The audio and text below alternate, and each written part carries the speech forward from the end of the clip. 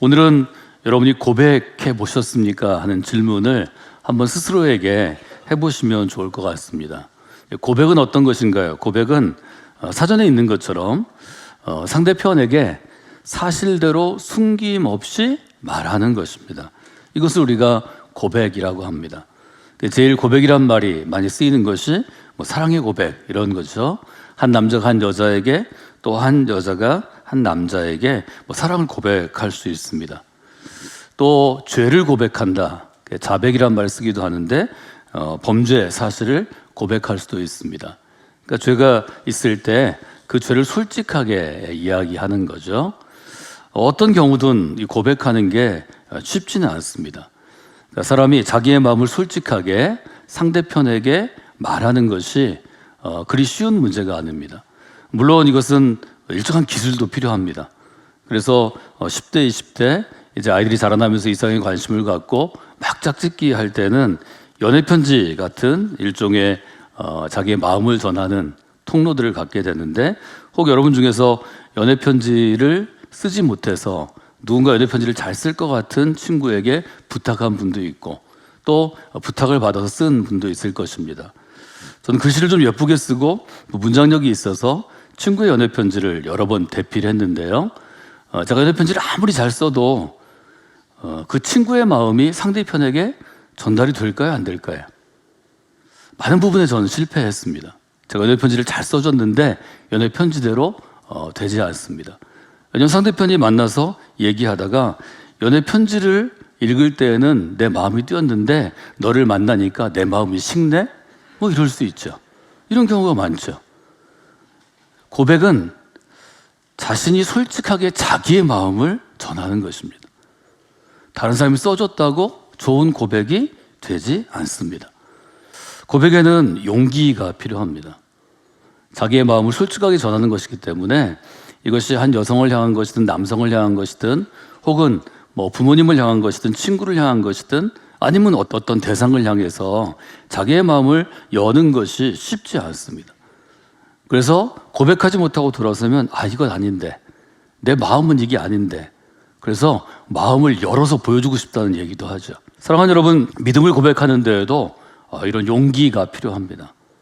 믿음을 고백하는 데에도 담대함이 필요합니다. 여러분들이 신앙생활 하시면서 믿음을 공개적으로 다른 사람이 알아들을 수 있도록, 혹은 다른 사람 앞에서 고백하는 일들이 자주 있으면 좋겠습니다. 믿음은 고백할 때 능력으로 역사합니다. 우리가 이성 간의 관계에서도, 또 부모 자녀 간에도, 여러 관계 속에서도 고백을 해야 되는 것처럼 신앙생활에서 고백이 아주 중요합니다. 저희 교회에서 영적인 훈련을 할 때, 제자 훈련이나 리더십 훈련이나 영성 훈련을 할 때 고백하는 거에 대해서 제가 얘기할 때 제가 아주 짧은 고백을 나누는 일종의 시가 있습니다. 아프지 않으면 드리지 못할 기도가 있습니다. 내가 아팠기 때문에 드릴 수 있는 기도가 있다는 거죠. 아프지 않았으면 이런 기도를 드리지 않았을 거라는 거죠. 아프지 않으면 내가 듣지 못할 말씀이 있습니다. 내가 아팠기 때문에 들을 수 있는 말씀이 있습니다. 아팠기 때문에 들리는 말씀이 있습니다. 아프지 않으면 접근하지 못할 성전이 있습니다. 내가 아프기 때문에 여기 접근하는 것은 가까이 나아가는 거죠. 우리가 지금 찬송가를 부른 것처럼 내가 매일 십자가 앞에 가까이 나아갑니다. 성전은 거룩한 곳, 거룩한 장소입니다. 우리는 교회 공동체이고, 지금 우리는 예배실에서는 아마 우리가 예배 드리는 우리 십자가와 또 하나님께 드려지는 예물의 제단이 있는, 또 강대상이 있는 성전의 제단일 것입니다. 이 시는 빙점의 작가로 우리에게 잘 알려진 미우라 아야코가 평생의 고통 가운데 매일 고통이 엄습할 때, 아플 때 고백했던 아주 짧은 5줄의 시로 알려져 있습니다.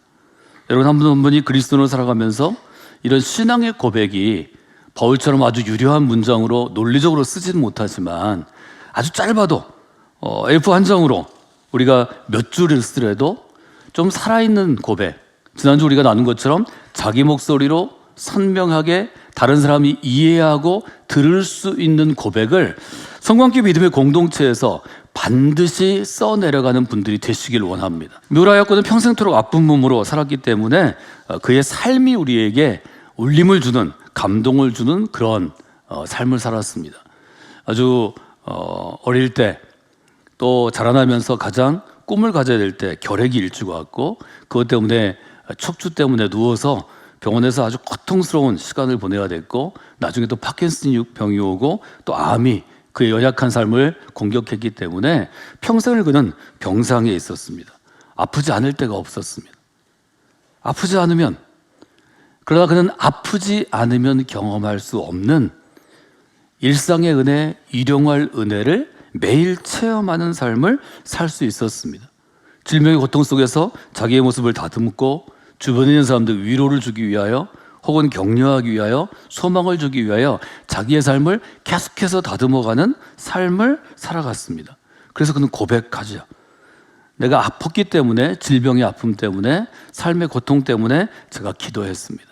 주님을 찾았습니다. 주님께서 제게 마음에 은혜를 주셨기 때문에 제가 찬양했습니다. 제가 감사할 수 있었습니다. 제가 믿음의 사람으로 살 수 있었습니다. 미우라야코가 병원에서 수많은 사람을 만났습니다. 의료진들, 간호사들이나 의료진들뿐만 아니라 병원에 입원하고 있는 수많은 환자들을 봤는데 고통스럽고 힘들고 어려운 삶을 살았습니다. 어떻게 하면 이 아픔 가운데 고통 가운데 내가 경험한 것처럼 주님과 함께 주님을 의지해서 사는 삶을 살 수 있을까? 요약하면 어떻게 하면 주님을 전할 수 있을까? 이런 마음의 질문 혹은 소망을 품고 그는 그의 삶을 다듬어가기 시작합니다.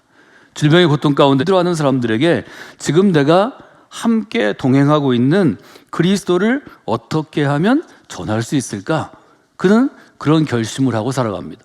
우리가 함께 본 지금 디모데후서 1장에 보면 11절에 내가, 즉 바울 사도의 고백이 등장합니다. 내가 이 복음을 위하여 첫째, 선포자로 세우심을 입었습니다. 두 번째, 사도로 세우심을 입었습니다. 세 번째, 교사로 세우심을 입었습니다. 바울은 자기 인생 가운데서 유대교 가정에서 태어났고 로마 제국의 로마 시민의 가정에서 태어나서 두 개의 정체성, 아이덴티티를 갖고 자라나면서 그는 유대교를 위해서 일하는 젊은 일꾼으로 또 랍비의 문화에서, 가말리엘의 문화에서 그는 훈련받은 길을 걸어갑니다. 그가 예수 그리스도의 손에 붙잡혀서 다메섹에서 주님을 만나고 그의 삶은 바뀌게 되는데 세 가지 측면으로 바뀌었다고 얘기합니다. 선포자는 어떤 뜻을 갖고 있나요? 선포자는 일종의 전쟁에서 쓰이는 용어입니다. 수만 명과 수만 명의 대군이 충돌할 때 그냥 전쟁하지 않았다는 거죠. 서로 좀 견주어 봤다는 거죠. 그래서 왕이 나가든 아니면 왕의 명령을 받은 총사령관이 나갈 때 최종 책임을 지고 있는 장수가 자기의 말을 전할 전령을 상대편에게 보낸다는 거죠. 우리는 10만 대군을 이끌고 나왔는데 당신은 3만 대군이니까 싸워도 승산이 없습니다. 우리가 몇 조항을 놓고 전쟁하지 말고 여기서 우리는 승자가 되고 당신은 항복하는 것으로 마무리를 합시다. 뭐 이런 이야기를 전하는 것, 즉 왕의 말을 전하는 사람, 총사령관의 말을 전하는 사람이 헬라어로 캐릭스라고 하는 일종의 전령이었다는 거죠. 전쟁에서 전령이 먼저 갑니다. 전쟁보다. 바울은 그리스도의 복음을 먼저 가서 전하는 혹은 선포하는 전령이었다는 거죠. 이것이 선포자라는 단어의 뜻입니다. 사도는 특별히 바울을 자기 이해할 때, 나를 어떤 사람으로 이해하는가 할 때 아주 분명하게 쓴 좋은 단어인데요. 사도는 1차적으로 누군가 보내심을 받은 자입니다. 누가 보낸 자입니다. 왕이 보냈든 선생님이 보냈든 또 우리 부모님이 보냈든 어떤 권위를 가지고 보낸 사람의 권위를 가지고 보냄을 받은 사입니다. 바울은 자기를 이방인을 위해서 보내심을 받은 사람으로 그렇게 이해했습니다. 그래서 그리스도의 권위로 그리스도께서 보내셨기 때문에 자기는 그 역할을 감당하는 사람이다. 그래서 우리는 사도라는 말을 씁니다. 세 번째는 교사인데요. 교사는 진리를 전하는데 아주 중요한, 우리에게 얘기하면 그리스도의 복음과 같은 진리를 전하는데 듣는 사람의 상황 또 그 시대의 문화 가운데서 해석해 주는 사람입니다. 해석하다라는 단어로 우리가 interpret라는 단어를 쓰는데 교사는 해석해 주는 사람입니다. 복음은 이런 의미가 있습니다. 복음은 이런 사람에게 꼭 필요한 것입니다. 복음의 사람이 되면 이러이러한 삶을 살아갑니다. 이 세 가지는 다 중요한 것입니다.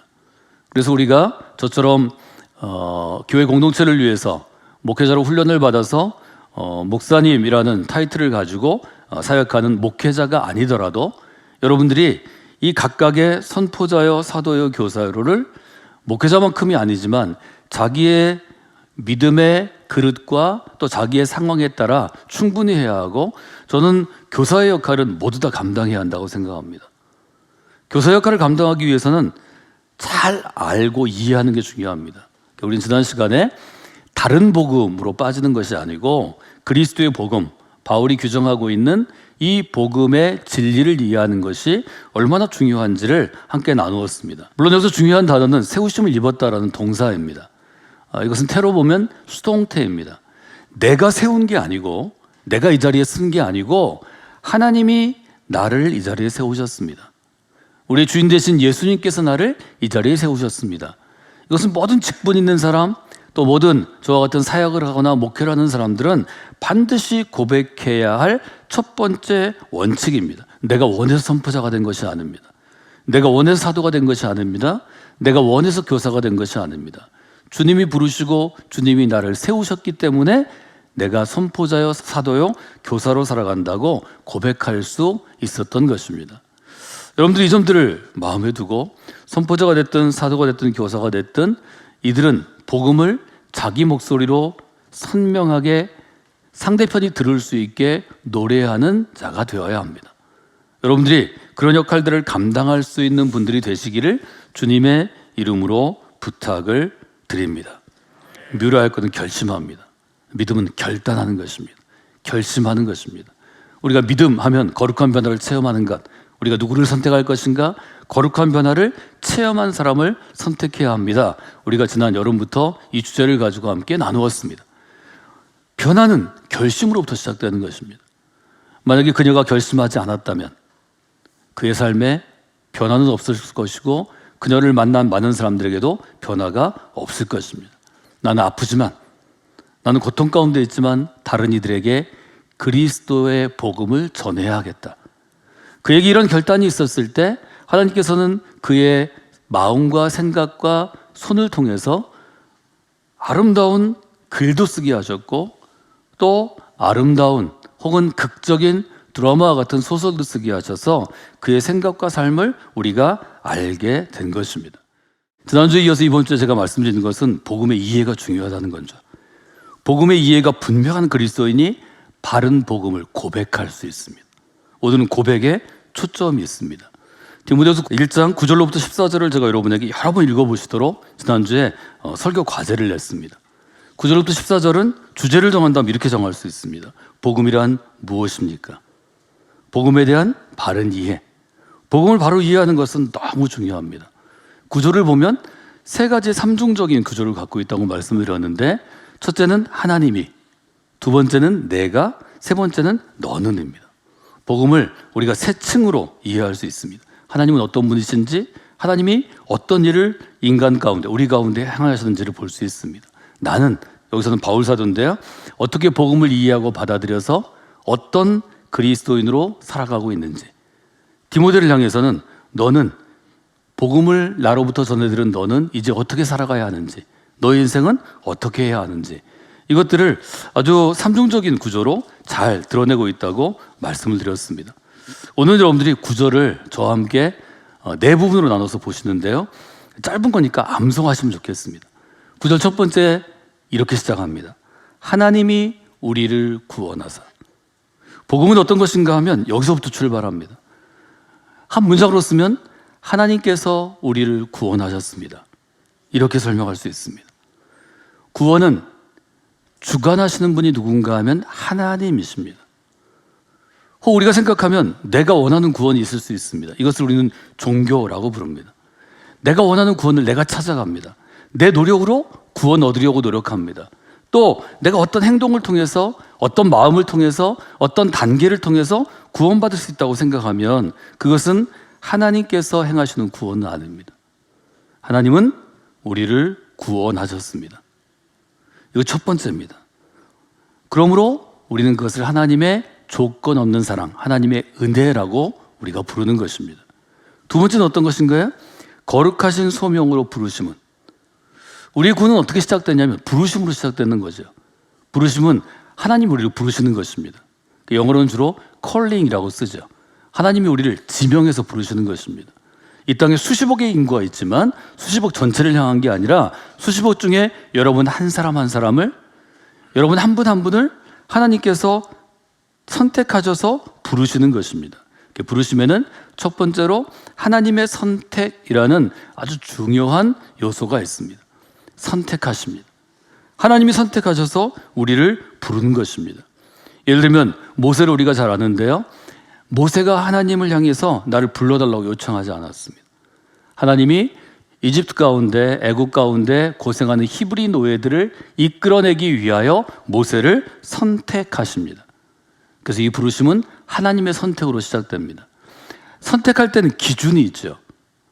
우리가 이걸 선택할 수도 있고 저걸 선택할 수도 있지만 선택하는 것은 선택하는 사람의 마음입니다. 어떤 기준인가? 그 기준에 대해서 구절은 이렇게 얘기합니다. 거룩하신 소명으로 부르심은 우리의 행위대로 하심이 아니요 오직 자신의 뜻과 하나님의 뜻으로 우리를 선택하셨다는 것입니다.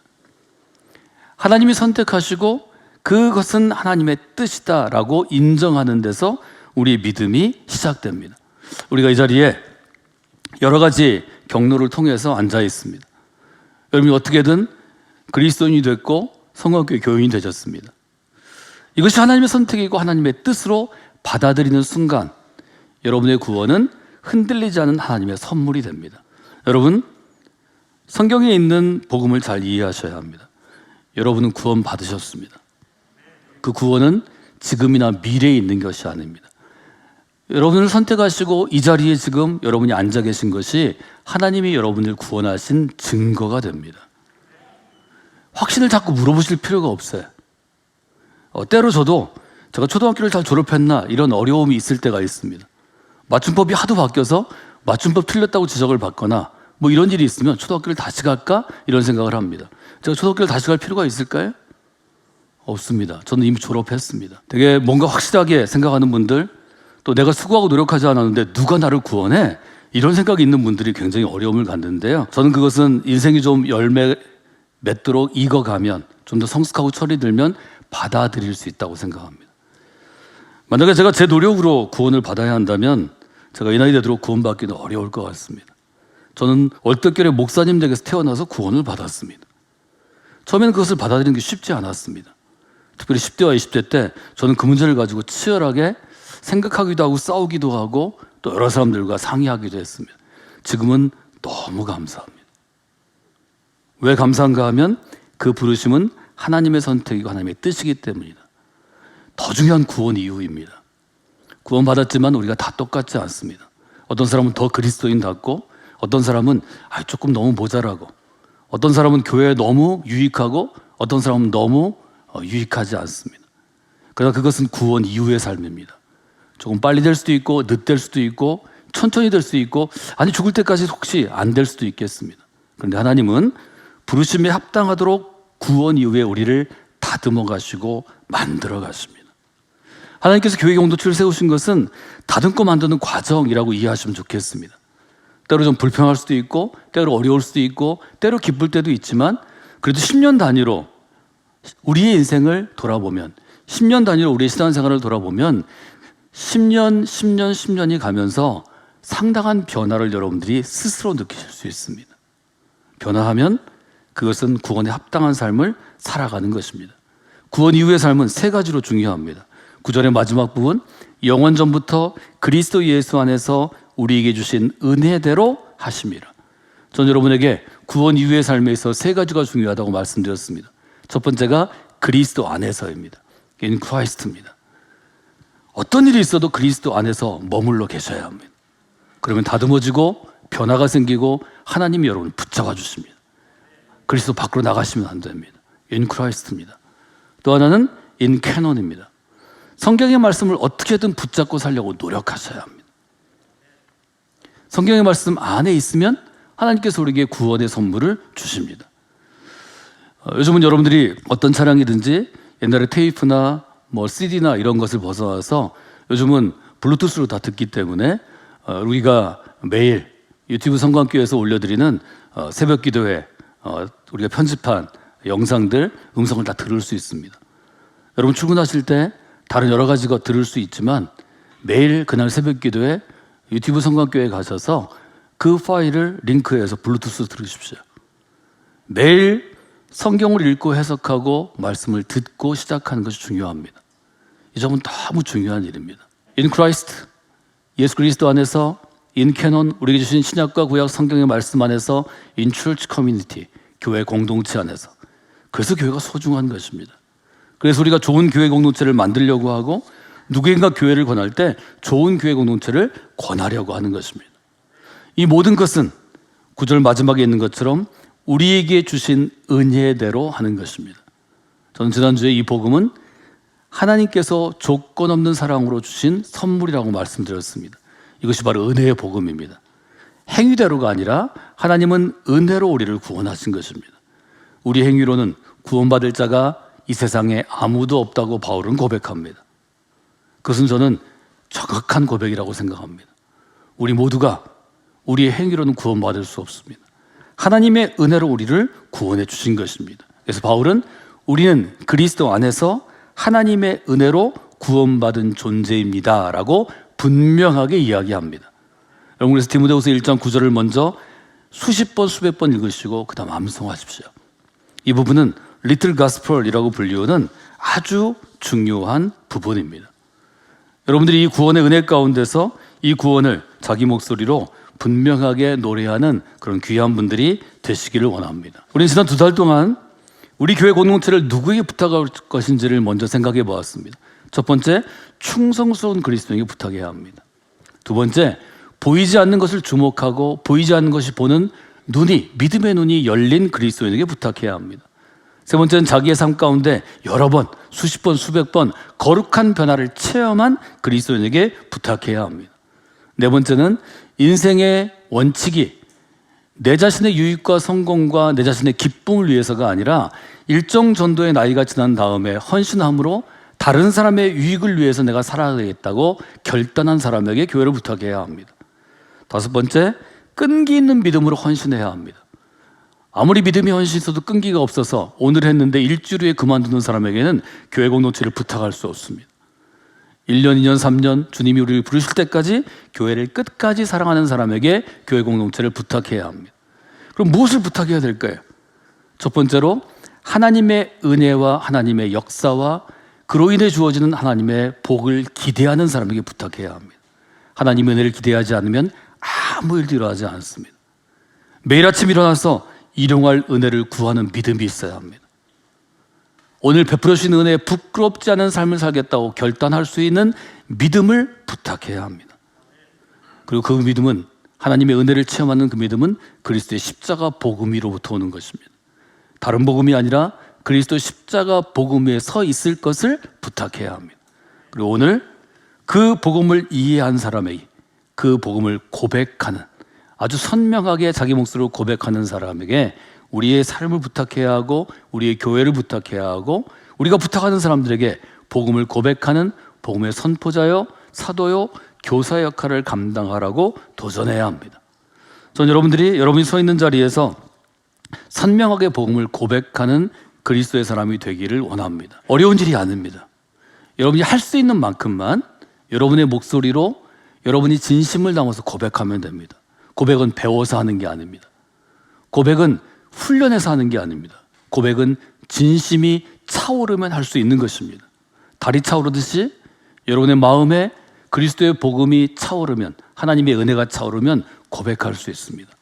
어떤 자리에든 누구에게든 어디서든 언제든 복음을 고백할 수 있는 믿음의 사람이 되시기를 주님의 이름으로 부탁을 드립니다.